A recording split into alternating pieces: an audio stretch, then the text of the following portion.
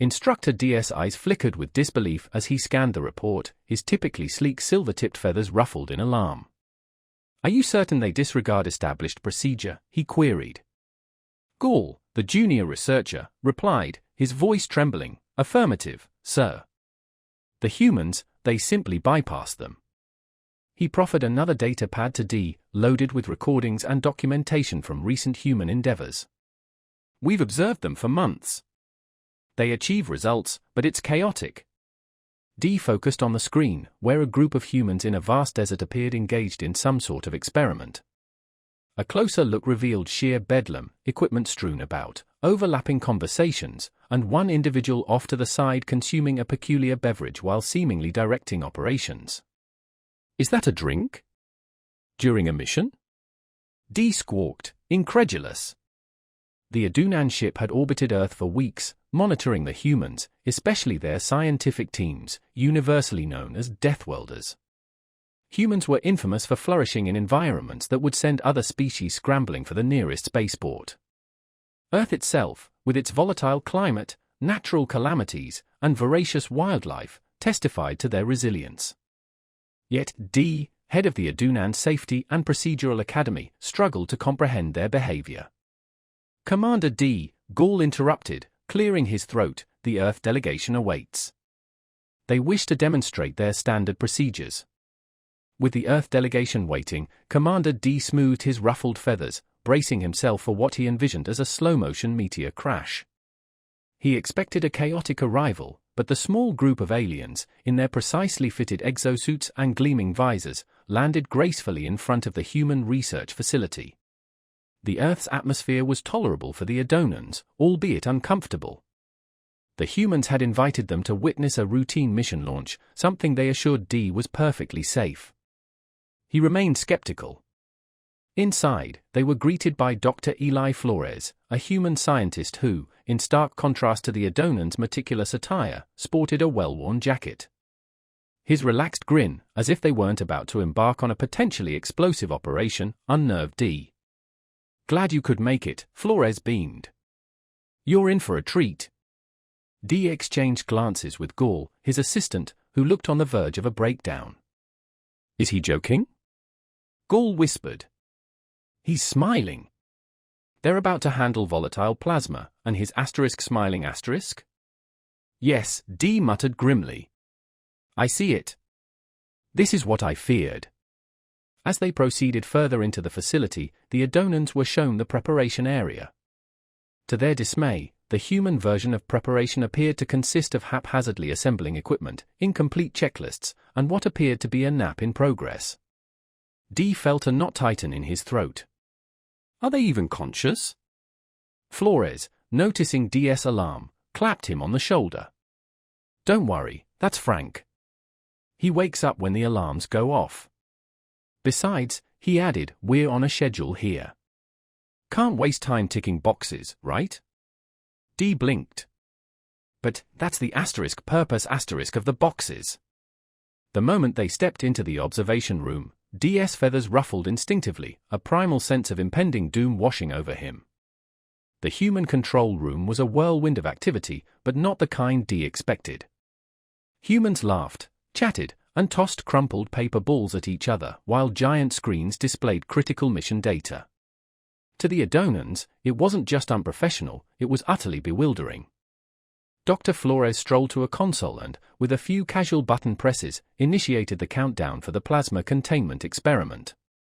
"All right, folks, we're going live in 5, he announced, with the same cheerful tone one might use to announce the arrival of a pizza. D looked around in astonishment. "This is your final preparation?" Flores raised an eyebrow. "Yeah, pretty much. What else would we be doing? Where are your safety drills? Your emergency response teams? What if something goes wrong?" D questioned, his voice rising in pitch. "Oh, trust me, something always goes wrong," Flores chuckled. "That's half the fun." D felt his carefully constructed Adunan worldview begin to crumble. This was sheer madness. Gall, visibly perspiring despite his exosuit's climate control, whispered, "Commander, I think we should return to the ship. This is too dangerous. They're going to die. Or worse, we're going to die. No, we must observe, Dee insisted, though a tremor betrayed his fear. We need to understand why these creatures survive in spite of themselves. There must be some hidden trick, some adaptation we've missed. The countdown reached 0, and the experiment commenced. The plasma core in the adjacent chamber hummed to life, glowing an ominous, ethereal blue. On the human side of the room, half the team was still finishing their sandwiches, while the other half seemed preoccupied with connecting to the Wi-Fi. Suddenly, alarms blared, and red lights flashed across the screens. The plasma core's energy readings spiked dangerously. Dee shot out of his seat. This is it. They're doomed. One of the human technicians, Carla, according to her name tag, casually tossed her half-eaten bagel in the trash, stretched, and sauntered over to a console as if time itself were an illusion. Yeah, that's a little high, she commented, completely unperturbed. She tapped a few keys, adjusted a slider, and returned to her seat. To Dee's horror, the alarms persisted. In fact, a new, louder alarm began to shriek. What is that sound? He shouted, clutching his sensitive ears. Oh, that? Eli said dismissively. Don't worry about it. That's just, well, we should probably look into that alarm. It's annoying, but we have a few minutes before it actually becomes a problem. Dee's mind reeled. A few minutes before it matters, Ghoul had retreated to a corner, hyperventilating. We need to evacuate. Now. This isn't safe. Suddenly, a voice crackled over the loudspeaker. Yeah, plasma containment's a bit wobbly. Going to do a hard reset. Eli sighed. Should have figured. All right, manual override time. And without a moment's hesitation, he yanked a lever near the console. The plasma core, which had been vibrating ominously, shut down instantly. The alarm ceased as if nothing had ever been amiss. The entire room returned to its relaxed state, and a few technicians even began to crack jokes. Dee felt as though his internal systems were malfunctioning. You just shut it off? No procedure? No backup systems? Eli shrugged. Backup systems are for when you can't fix it yourself. This is faster. Besides, he added, it's only dangerous if you let it run too long. That's why we keep the big lever. Works like a charm. Every time. Dee blinked, his beak agape. Every time? Every time, Eli confirmed, patting the control panel. Humans aren't big on overcomplicating things. We like to cut through the mess, you know? Problem. Boom. Solution. Following the near disaster with the plasma core, Commander Dee felt a strange mix of terror and fascination. He still couldn't fathom the human seemingly cavalier approach to safety, yet they had somehow managed to avert catastrophe. The Adonans continued to observe, their next stop being a deep-sea drilling operation. Dee, determined to instill some sense of order, insisted on implementing Adonan safety protocols. He presented Dr. Flores and his team with a comprehensive 47-step procedure, covering every conceivable contingency. The humans, though outwardly compliant, seemed restless during the meticulous equipment checks and pre-simulations. 2 hours crawled by, filled with detailed inspections and redundant confirmations. Dee felt a fleeting sense of satisfaction, everything was proceeding precisely as planned. He believed they had accounted for every possible mishap. Just as he announced the commencement of the next phase, disaster struck. The drilling platform shuddered violently, alarms screaming through the control room. This time, they weren't the minor, ignorable alarms, these were serious. Dee panicked, frantically trying to locate the emergency shutdown procedures on the complex control panel. Eli, however, remained remarkably calm, seemingly unfazed by the imminent danger. He simply turned to Carla and asked her to hit the override. Dee protested, reminding them of the protocol, still on step 16 of the 47. Eli looked at him incredulously, explaining that a pressure build-up in the drill arm was a common occurrence and easily fixed. Carla, without a word, flipped a switch. The alarm ceased, the platform stabilized, and the crisis was averted. After the near catastrophe on the drilling platform, Commander D found himself in a peculiar state of bewildered awe. The humans' casual disregard for established procedures continued to baffle him, yet they had once again snatched victory from the jaws of defeat. The Adonans pressed on with their observations, their next venture taking them to a deep-sea operation. Determined to enforce some semblance of order, D insisted on implementing Adonan safety protocols. He presented Dr. Flores and his team with a meticulous 47-step procedure designed to address every imaginable contingency. While the humans outwardly agreed, they fidgeted impatiently throughout the extensive equipment verifications and pre-launch simulations. 2 agonizing hours ticked by, consumed by detailed inspections and repetitive confirmations. D experienced a momentary sense of accomplishment. Everything was unfolding precisely according to the plan. He was confident they had accounted for every possible mishap. Just as he declared the commencement of the next stage, disaster struck. The platform lurched violently, alarms shrieking throughout the control room. This time, however, they weren't the easily dismissed, insignificant alarms. These were urgent, critical alerts. Panic seized D as he desperately searched the complicated control panel for the emergency shutdown procedures. Eli, in contrast, remained surprisingly composed, seemingly unfazed by the impending danger. He simply instructed Carla to activate the override. D protested vehemently, citing the protocol, which they were still on step 16 of 47. Eli stared at him incredulously, explaining that a pressure surge in the drill arm was a frequent occurrence and easily rectified. Carla, without a word, flicked a switch. The alarms fell silent, the platform regained stability, and the crisis was averted. After the near miss on the drilling platform, Commander D was in a state of confused wonder. The human seemingly casual approach to safety procedures remained perplexing, yet they had once more managed to avert a catastrophe. Their next observation took them to a satellite launch, something that, by all accounts, should have been straightforward. Yet D, still reeling from previous experiences, insisted on observing the launch from a safe distance within the Adonan ship. This time, he reasoned, they would be safe from the chaos of human ingenuity.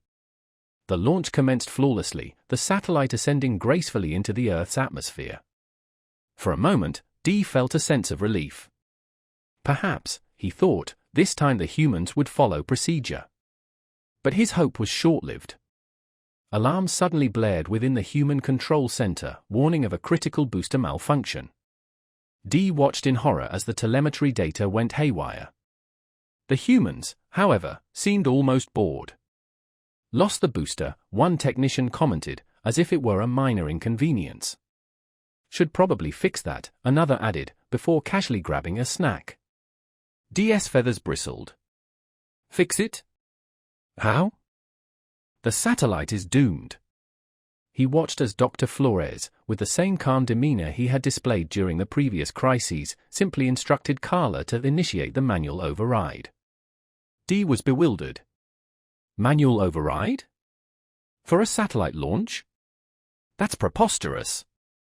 He knew that such a maneuver was theoretically possible, but the precision and timing required were almost impossible to achieve.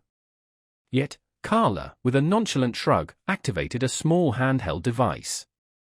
With astonishing speed and dexterity, she began to manually adjust the satellite's trajectory. D and Gaul watched, mesmerized, as the satellite, which had been moments from destruction, stabilized and resumed its course. See?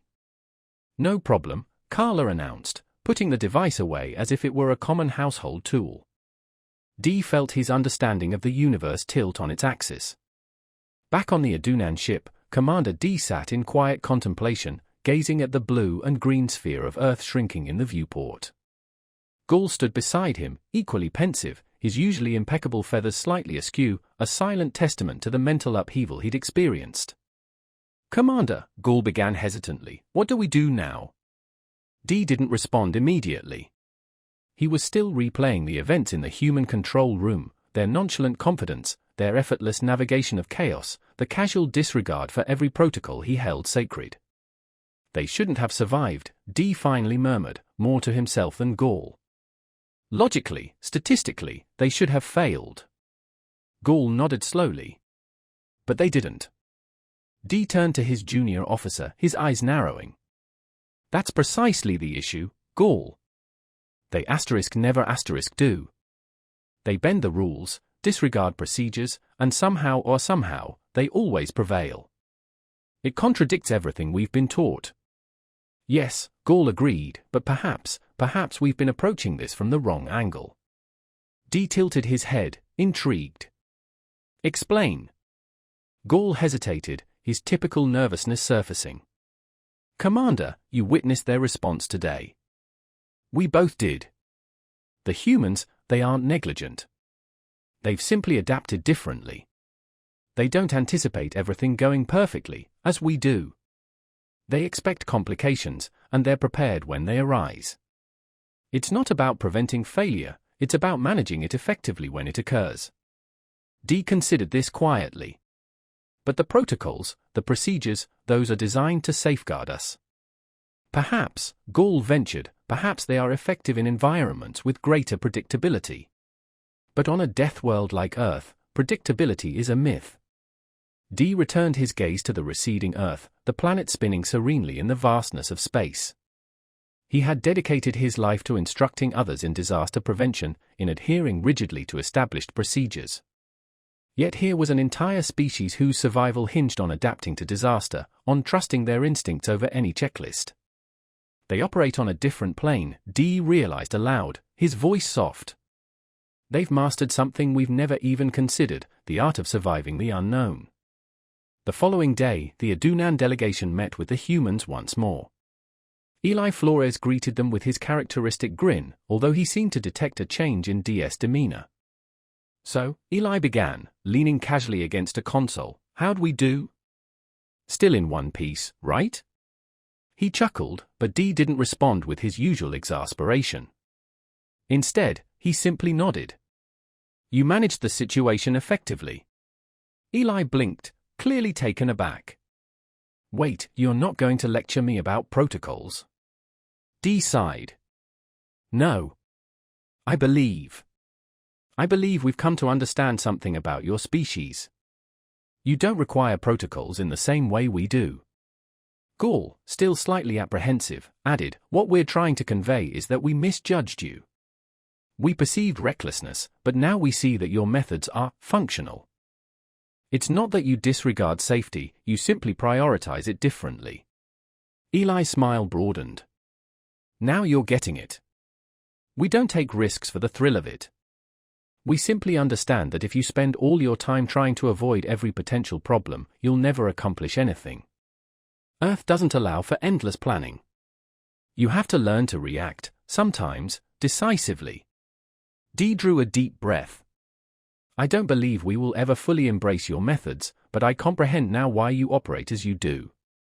And it is effective, for you. He paused, feeling the weight of his next words. Perhaps there is something we can learn from this. Eli grinned and extended his hand. I think we've learned a lot from each other, Commander. But hey, if you ever want to loosen up a bit, skip a few checklists, grab a beverage, let me know. Dee stared at the offered hand, then, after a moment of hesitation, shook it. I'll consider it, he replied, a faint smile playing on his beak. As the Adunan ship departed Earth's orbit, Dee sat once again in the command chair, reflecting on all that had transpired. The humans had challenged his deeply held beliefs, opened his eyes to a reality he'd never conceived. In a universe where the unexpected was the norm, perhaps rigid adherence to every rule wasn't the answer. Perhaps the key to survival lay not in avoiding the storm, but in learning to navigate it. And for the first time in his life, Dee experienced something he hadn't anticipated, a grudging, reluctant admiration for the Deathworlders.